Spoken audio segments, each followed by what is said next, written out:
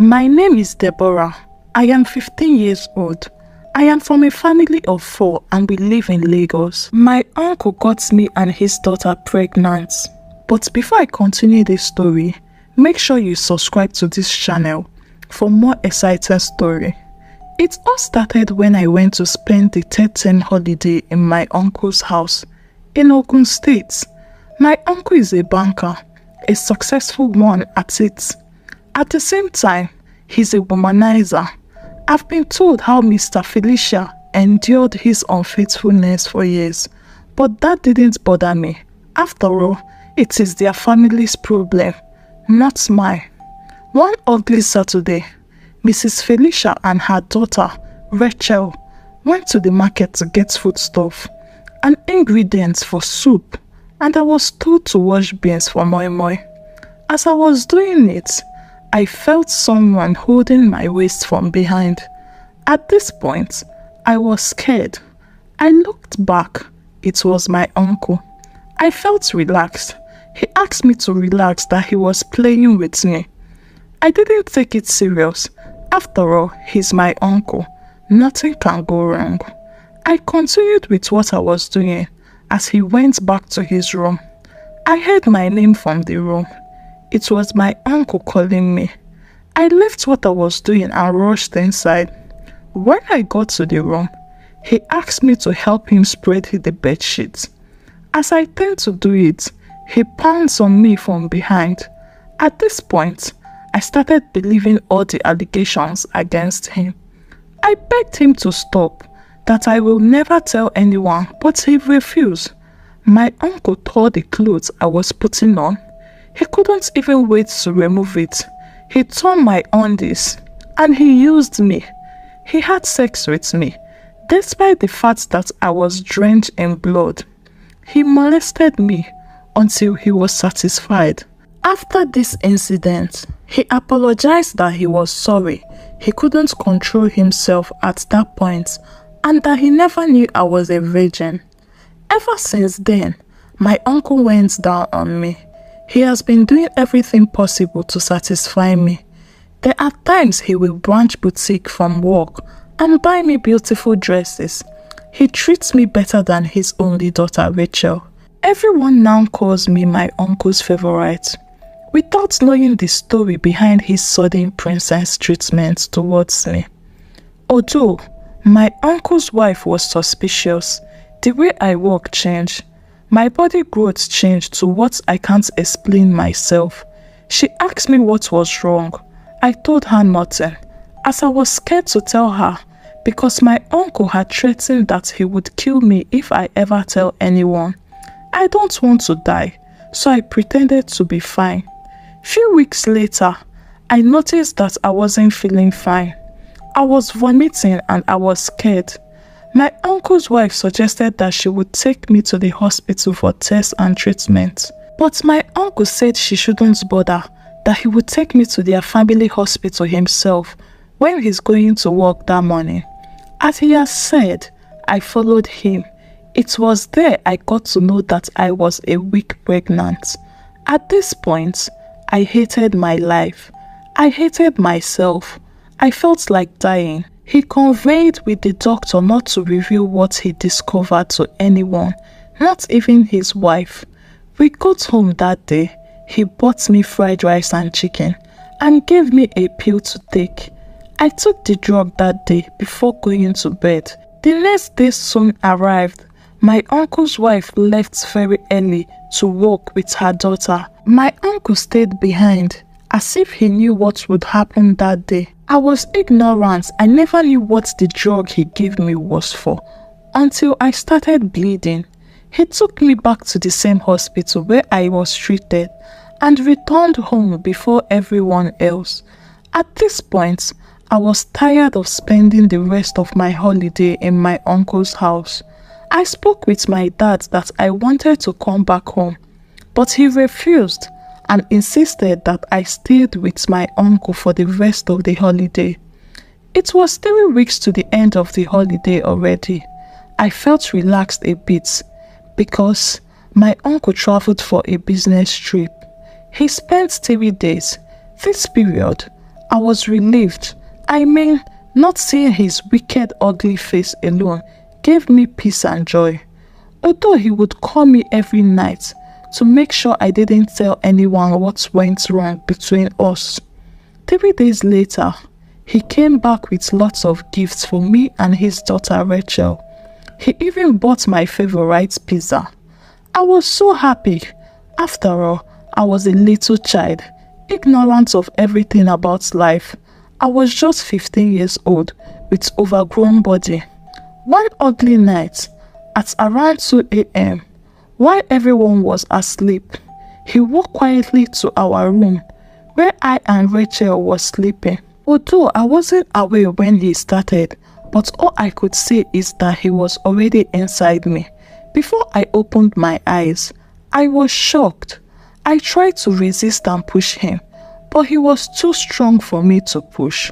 It was at this point I knew he put sleeping pills in the juice he gave Rachel and her mom, Mrs. Felicia, to drink before everyone went to bed. This is the second time my uncle would use me in 3 weeks. He was on top of me for more than 20 minutes, as if he had planned everything.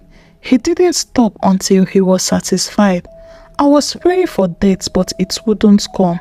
After this ugly incident, he begged me again, using a nasty excuse for his behavior.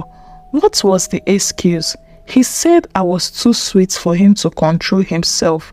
Whenever he sees my thighs, he promised me it wouldn't happen again.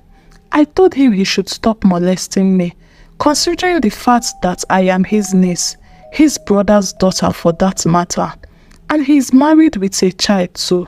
As usual, he promised not to do such to me again. I wept slowly as I slept off. I couldn't believe my sexual experience will start from where I least expected. My uncle, a man who is meant to be a fatherly figure for me, who is meant to protect me, took advantage of me to wise in 3 weeks. At this point, I wanted to clear my mind by revealing everything to my mom. I called my mom on Monday. I said, "Mom, I want to tell you something." She responded by saying, "What is it? What is it again? Are they starving you?" Quietly, I said no. My mom is a type of person that doesn't like complain. Apart from this, she's a lazy woman. Yes, she's my mother, and I am not sorry to say she's a lazy woman. She doesn't want to ever hear complaint from any one of us, in as much as someone is easing her of her daily troubles and rough play at home. I mean, I and my siblings tend to spend our holiday away from home. My immediate sister Kate went to my mother's sister in Sagamu. The one after her, our last born, Tabitha and Cynthia, went to spend their holidays at our auntie's house in Ibadan. I chose to spend mine with my uncle because of his daughter Rachel. We really love each other, but at this point, I started regretting and blaming myself for choosing to come here. Therefore, my mom was enjoying our absence. She wouldn't need to wake up early to cook or shout every day because of our daily troubles. But that is not enough reason not to care for your female children. We are all girls. My father, on the other hand, is a busy man, traveling from one place to another for business, so I wouldn't want to disturb him at all. But all that time, the only person that could have heard me was my mom. But she failed me. The molestation and abuse continued in my uncle's house. At this point, I was loving it. Of a truth, I am 15. I should know my right from my wrong. But I was ignorant of everything. It got to a point where I don't even resist. Whenever he wants to use me, I am used to it. He turned me to his toy. With this short period, if I could remember, he would always give me pills to take and bribe my emotions with gifts. It was 5 days before the end of holiday when my uncle called my dad that he wants me to start living with them so that I can be going to the same school with Rachel, his daughter. After my uncle told my dad to let me start schooling in his house, my dad called me to tell me. Immediately he said that. I replied no. Daddy, I don't want to stay here. I want to come home. My dad said his brother was also my father and there was nothing wrong with me staying there. At this point, I wanted to open up to my dad. I just wanted to tell my dad that his brother has been using me, forgetting that he also has a daughter. Unfortunately for me, my uncle was overhearing our conversation. Immediately I said, Daddy, something is going on that I want to tell you. My uncle stood up and collected the phone from me. He told my dad that I was just kidding. This was how I was silenced. I felt nobody cared to hear from me. 2 nights after that day, what I saw shocked me. I couldn't believe my eyes. I woke up around 3 a.m. and saw my uncle on top of his daughter Rachel, like she was unconscious. Maybe he doesn't know sleeping pill doesn't have much effect on me. This is how my body system is. At this point, I pretended to be asleep as I watched everything with one eye closed. It was at this point I got to know that my uncle is an infidel, an animal, just as my pastor will say. Everything happening within this period was just like a movie to me. I couldn't believe my experience. Does it mean my uncle has been having something with his daughter even before I arrived? Does it mean Rachel was no more a virgin? Are all these things happening naturally, or my uncle is under a spell? All these questions ran through my head at the same time. I began to wonder why my uncle is doing what he's doing. I believe he might be having sex with Rachel in the same house when her mother, Mrs. Felicia, lived. At this point, I concluded that Mrs. Felicia was worse than my mom. How would you not notice the change in your daughter? So since all this while, Rachel has been keeping something from me, just the way I have been keeping something from her too. I believe it was time for me to tell her. One Sunday morning after church, I lied to Mrs. Felicia that I and Rachel would love to go back to church for an evening children prayer. Fortunately, she allowed us to go. I took her to a place close to where the boys in the area used to play football. I told Rachel there was something I would like to tell her. To my greatest surprise, she read my mind. She said, "Is it about my father?" I was shocked. She continued by saying, "Hope he hasn't done anything with you." At this point, tears dropped down my cheeks slowly. I told her everything her father has been doing to me since I came. Rachel revealed to me that her dad has been having intercourse with her since she was in GS2. She was 14 years old then. If you see Rachel, you wouldn't believe she's 16. She's pretty just like her mother. Her growth is rapid. She also revealed to me how her class teacher also did the same to her when she was in GS3. "You mean your class teacher also used you?" I asked her. She said yes, and I asked her if she ever told anyone. And she said the class teacher threatened to deal with her if she ever revealed what happened. I asked her what about reporting her father to her mother or anyone else. She ignored the question. Instead, I suggest we report everything that has happened to our pastor. She said no. She was scared. We both agreed on a plan. A plan we didn't tell anybody.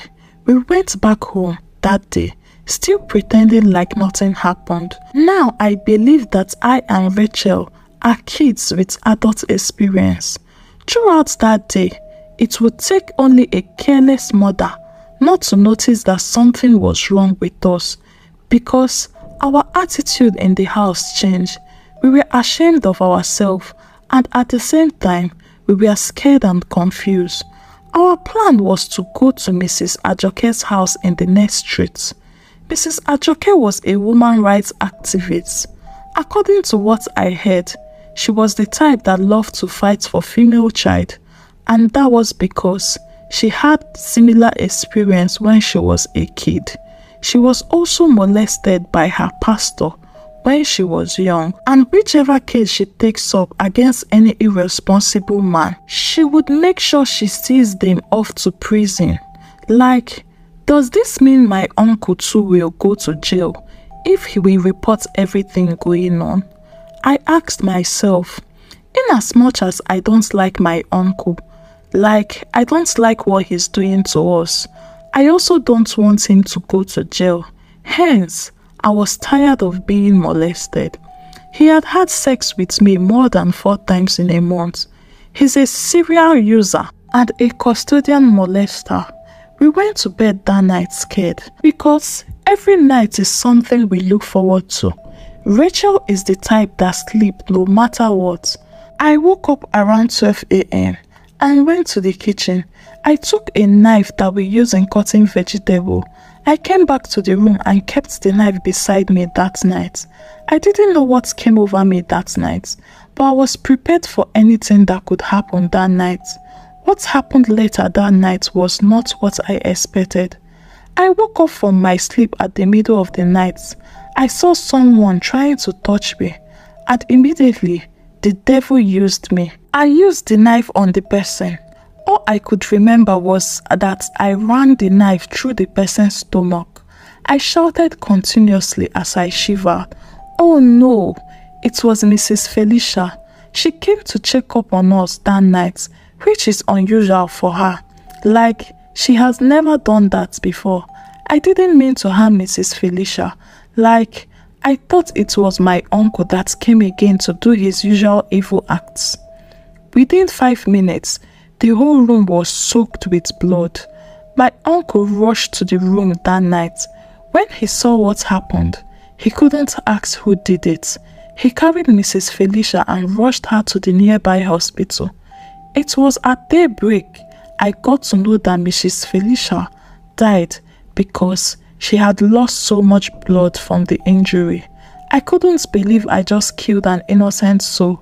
At this point, the story of my mystery just started. After the death of my uncle's wife, my dad and mom came to my uncle's house. They were asking him what led to the death of his wife and how it happened. To my greatest surprise, he lied that it was an accident in the kitchen. Immediately, Rachel walked out of the sitting room. Does it mean my uncle is trying to protect me from the police? Or does it mean he's trying to protect his own image because of what he has done in the past? All this question ran through my head. 4 days later, my uncle facilitated the burial of his wife. He doesn't want any more investigation or questioning. Mrs. Felicia was buried in one of the cemeteries in Oyo. How can this man be this heartless? I asked myself. He didn't even want his wife to be buried in his house. School soon resumed. My dad finalized that I was going to live with Rachel and her father so that I can jointly be taking care of him. I couldn't refuse because I had no option. Hence, I was confused and frustrated. After all, I am now a criminal, a murderer in disguise. School resumed. I was enrolled in Rachel's school. Though we were not in the same class, she was in SS2 and I was in SS1. I closed earlier than her. Since the day her mom died, she has been an enemy to me. Whenever we were anywhere or away from home, friends at home, enemies outside. Despite this, we divided the chores in the house. She would cook because she was a good cook. She learned that from her mom. So Rachel can cook any type of food. My duty was to wash and clean. There was washing machine. Though we don't always do house chores during the week because ever since Mrs. Felicia died, my uncle comes home just weekend. In that same month, I clocked 16. My uncle bought me gifts, took us out. It was fun. Everything was going fine. Not until one day, when I came back early from school, I met my uncle at home. He didn't go to work. He came to meet me in my room that day and started what he used to do to me. I tried to resist him, but he threatened me with the incident that led to Mrs. Felicia's death.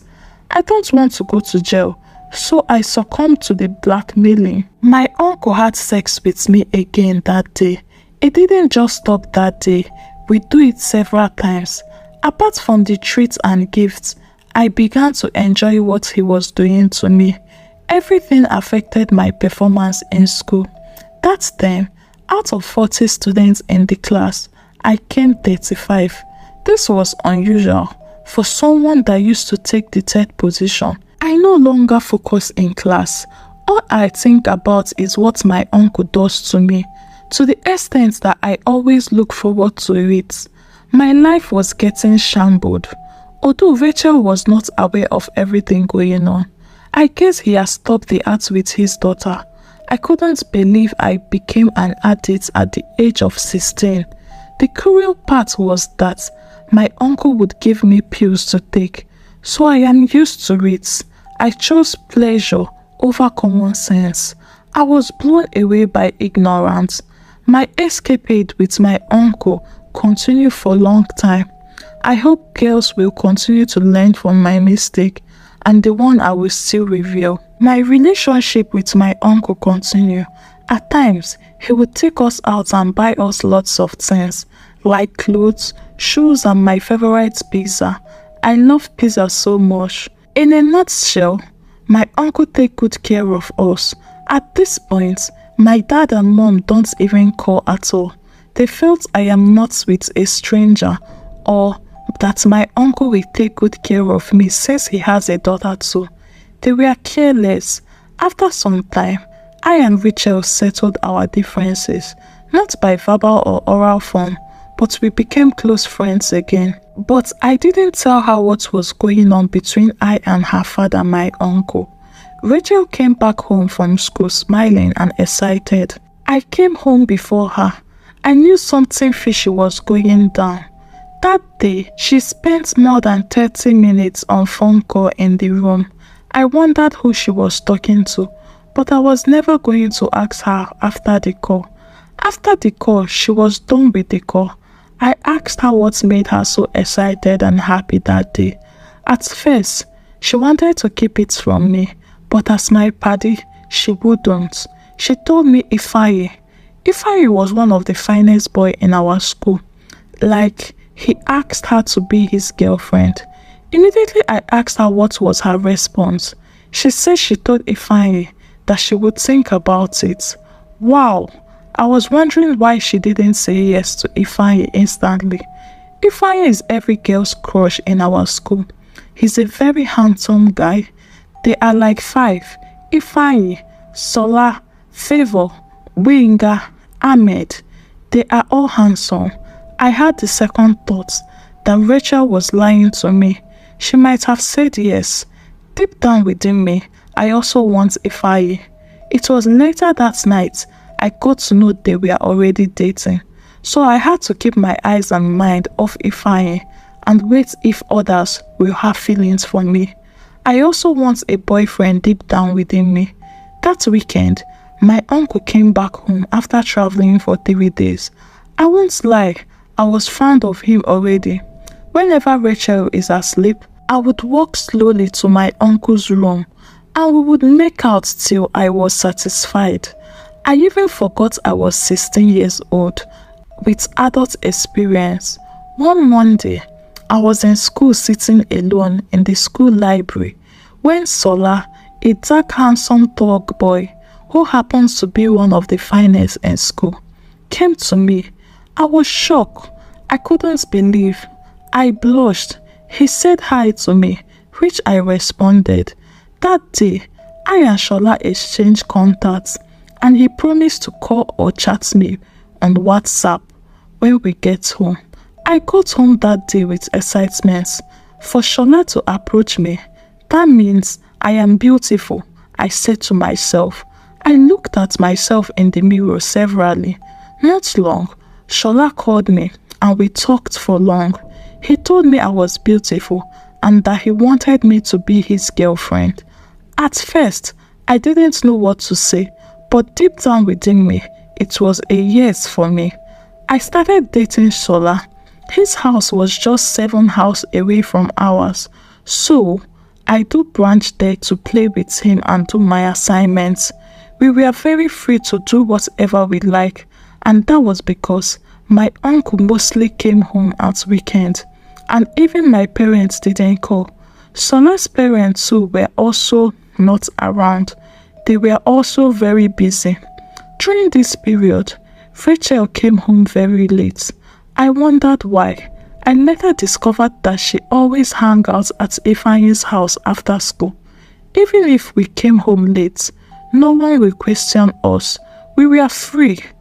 On a Saturday, I was in Shola's house. He has been demanding to kiss me since we've been dating. The very first day we kissed, we ended up having sex. I was ashamed of myself. I ran home immediately. I met my uncle in the house. He came home early that day. Around 6:30 p.m., Rachel was still nowhere to be found, but my uncle didn't bother me much. It was clear to me that she went to spend time with Ifeanyi in his house. I went straight to the room. I showered and changed my clothes. I heard my name. My uncle called me. I know what that meant. I went to meet him in his room. He started what he used to do to me. That day, we had many rounds. Rachel came back that day when everyone had slept. It was in the morning my uncle asked her where she passed the night. She lied that she went for a group assignment at her friend's house. My uncle overlooked it. As we prepared for church that day, my uncle is not a church type. I can't tell if he's a Christian or a Muslim or a traditionalist. I felt I was at the peak of my life. Doing what you like without anyone questioning you seems cool to me. I was dating Shola. He showed that he loved me. The truth is, there was no one to tell us if what we were doing was right or wrong. To me and Rachel, we were feeling like big girls. Sex was no longer becoming something new to me. At times, I will have it with Shola in his house and also with my uncle whenever he's around. On Wednesday, I came back home from school. I met a couple of people sitting in the sitting room. My auntie was part of them. It appeared that her eyes were swollen. I wondered what was going on, but everyone was quiet. I greeted everyone, but their response were cold. I was on the way to the room when I heard, "Please don't tell her yet," from my auntie Mrs. Eunice. Immediately, I rushed back to the sitting room to ask what she said they shouldn't tell me. It was at this point I got to know that I was an orphan. My auntie revealed to me that my mom and dad had died in a ghastly car accident on their way from a party they went to. This news weakened me. I sat on the floor that day wailing and rolling on the floor, but it was the little I could do. They are all gone forever. That day was the saddest day of my life. Apart from the first day my uncle molested me, everyone soon moved on with their life. I was to remain with Rachel and my uncle while my 3 siblings moved to my auntie's house to continue their education. She has promised to be a father and mother to us all whenever we need help.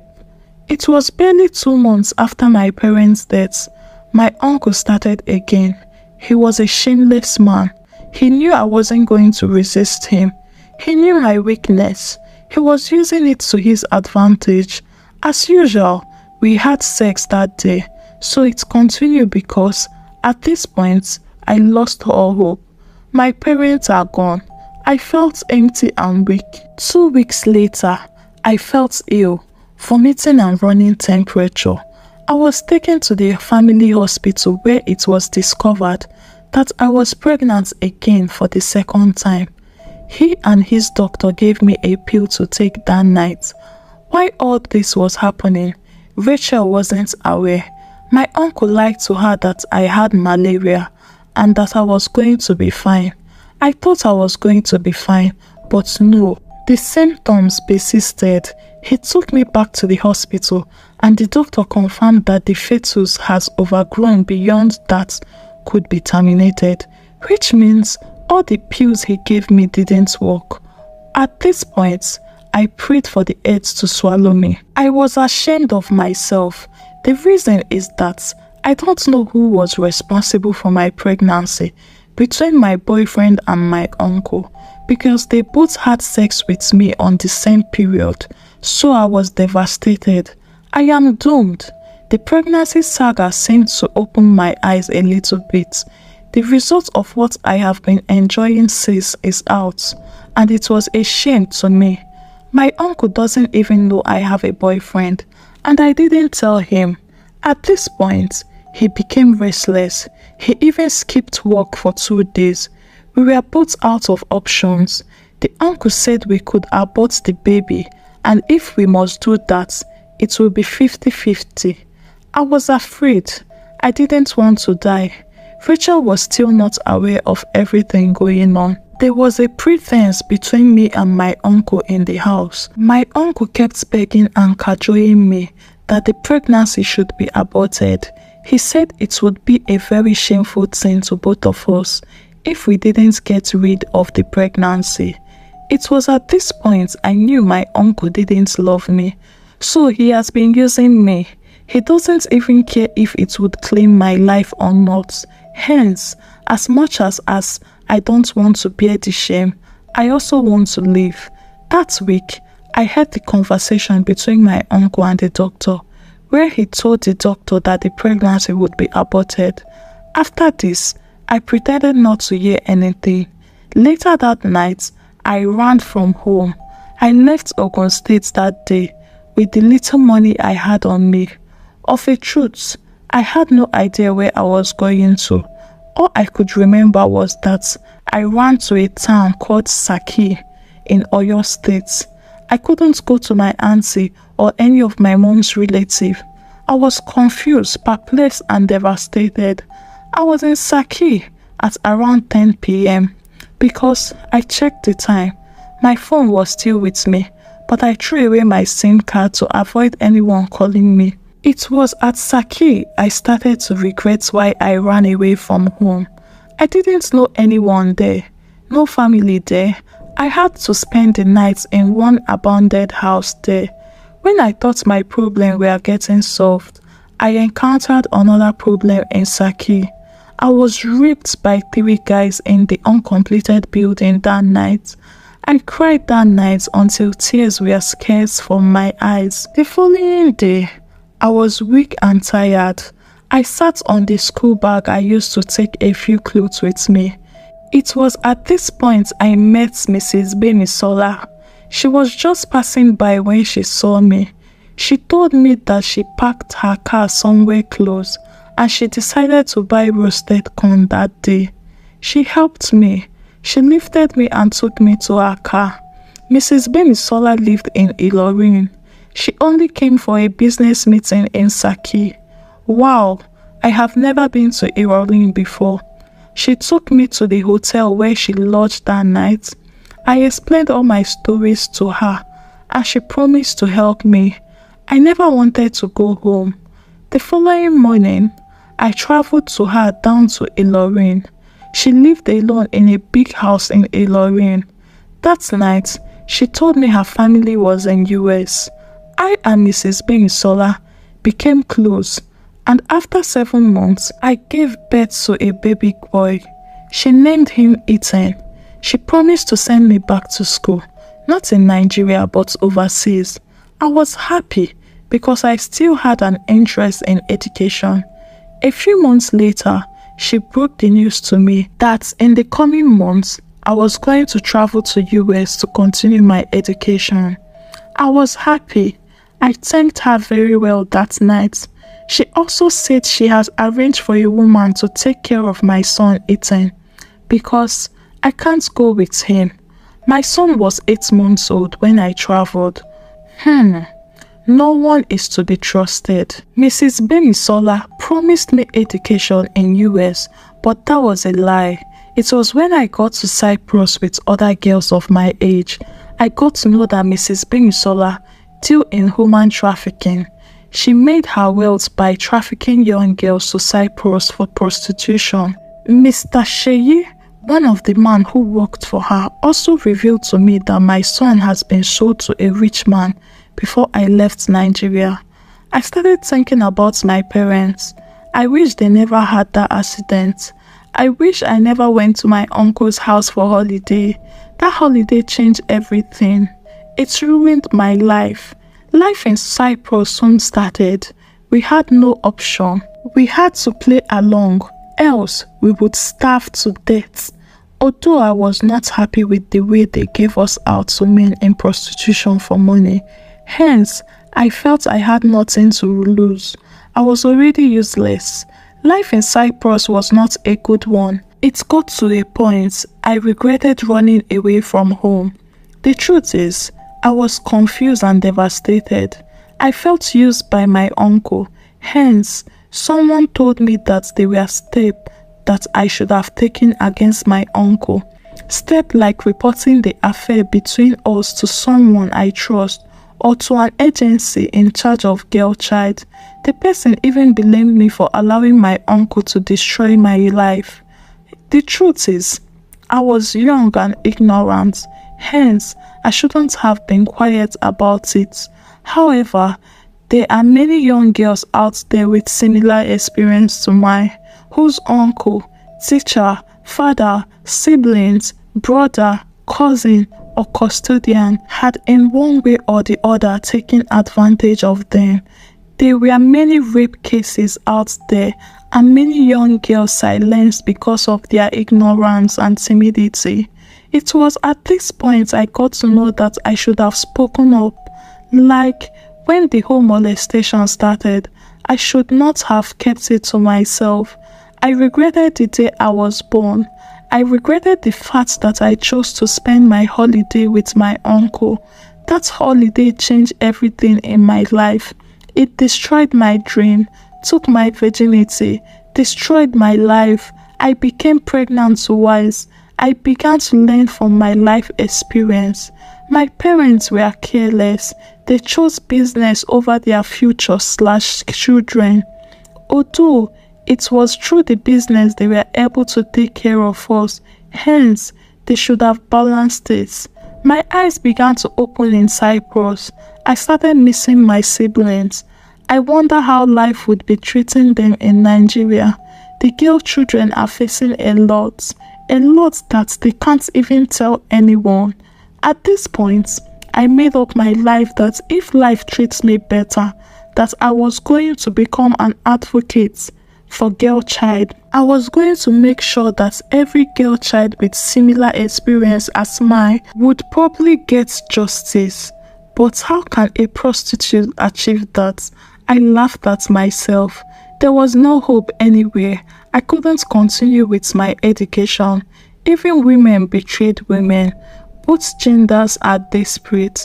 My uncle destroyed my life, and Mrs. Bemisola, whom I thought was going to help me get back on my feet, also ruined my life completely by selling me out into prostitution. A few months later in Cyprus, as a prostitute, I was to go satisfy a Nigerian man in his apartment. What happened that night was a surprise to me. The man didn't touch me. We slept together on the bed. The following morning, he paid me well for the service that I didn't render. I was shocked. I asked him why he didn't do that. At first, he was mute. He later requested to know more about me. I laughed. Who wants to know more about a prostitute whose life has been damaged beyond repair? I said that to myself. I explained my story to him, how I got to Cyprus. He pitied me. His own story was touching too, but I never wanted to trust anyone this time around. He gave me his card that day because I had no phone with me. As I went back to meet the rest of the girls, I never wanted to trust anyone again. I mean, I have every reason to lose trust in people and whosoever is around me. I never wanted to lose God again because life had treated me badly. People in life have treated me badly. That year, I clocked 19. I do think about my son. I wish to see him again. Hence, there was nothing I could do but accept my fate. Accept my fate. One of the statements I picked from Mr. Victor's statement was that one should not always try to accept fate. Not every fate is worthy to be accepted. You have to fight for yourself. Fight for your freedom. Fight for your future. But I wish I had known this earlier, before everything became worse up to this stage. A few weeks later, I realized that Mr. Victor could be trusted. If at all, I can trust him to help me get out of the bondage I was in. But unfortunately for me, I lost the card he gave me, so I couldn't reach him. I searched severally for it and where I kept it, but I couldn't find it. I made up my mind that maybe God doesn't want me to meet him again. Maybe his intentions towards me was not pure or genuine. We continued with our prostitution work, not just me alone, but with some other girls of my age and those that were older than me. The painful part of this whole thing is that the money we make from this dirty work, 30% is what they gave us, and the remaining 70% is shared by our agents. Hence, we couldn't stop. We have to survive. At least, with the 30% pay, we would buy clothes and food and pay for where we stay.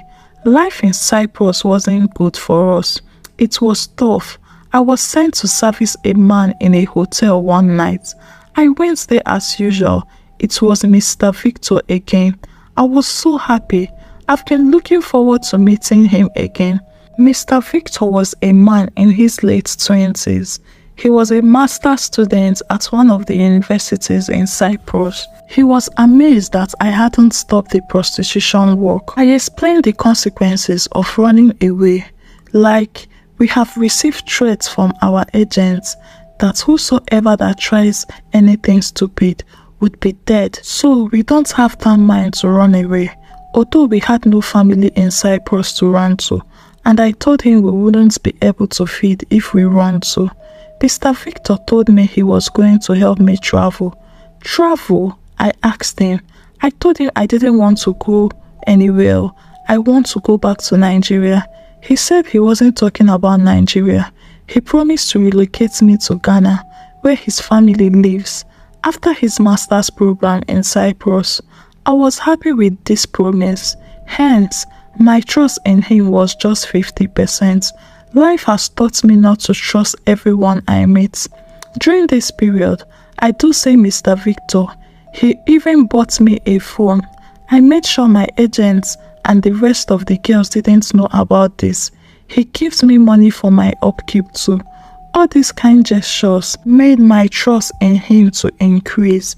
Like, as he had promised, he fulfilled his promise.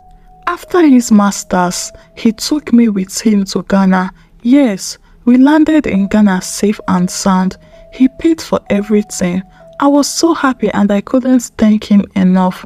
He took me to where his family lives and introduced me to them as fresh. His family accepted me with great pleasure. I became a part of the family.